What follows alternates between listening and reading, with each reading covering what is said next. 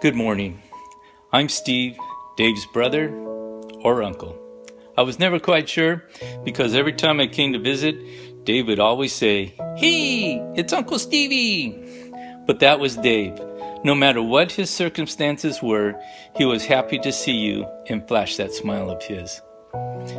I want to start by talking to my mom and dad. Mom, Dad, the strength and courage that Dave displayed throughout his life is a direct reflection on your upbringing of Dave.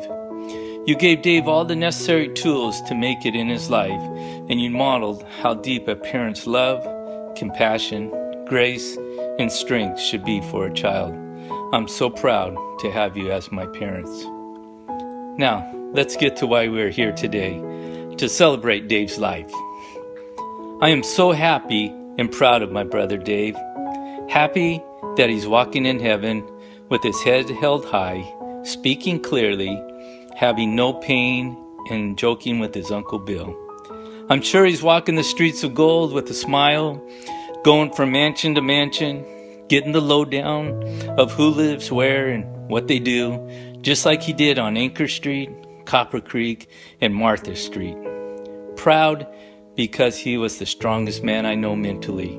There was no give up in Dave's vocabulary, no why me, just kept fighting to live his life. I think God finally had to step in and tell him he didn't need to fight anymore.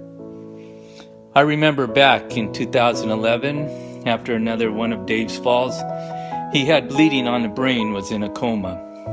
I remember going to the hospital late at night after flying in from Southern California and visiting with him. Of course, there wasn't too much visiting going on since, of course, he was in a coma. When I was about to leave, I leaned over to Dave and I told him, "If you don't want to fight anymore, Dave, we're okay with that."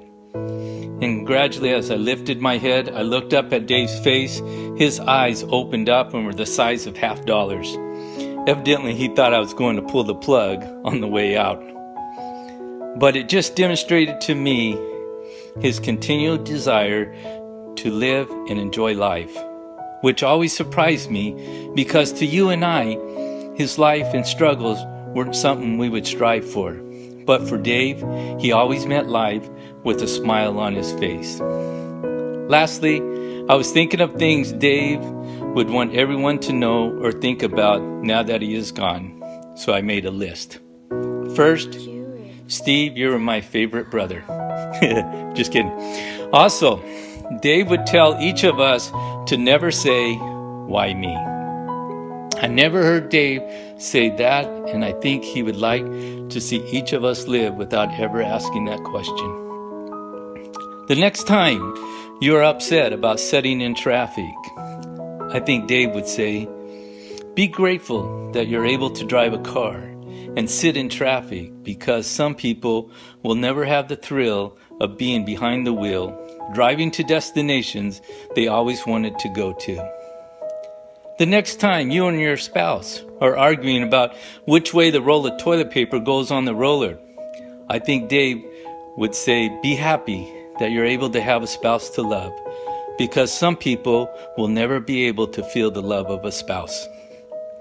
Next time you're at the job complaining because they asked you to stay 15 minutes later, Dave would say, "Be happy that you have the ability to earn a living, allowing you to live where you want, buy what you want, and go on vacations you could only dream of, because some people will never have the ability to earn their own money and do the things we take for granted." Lastly, Dave would say to get your life right with God, because able-bodied or not, God's love is for everyone, and he would love to see everyone again. I do know that when God calls me home, Dave will be there waiting for me, smiling and saying, "Hey, it's Uncle Stevie." I love you, Dave. God bless you all.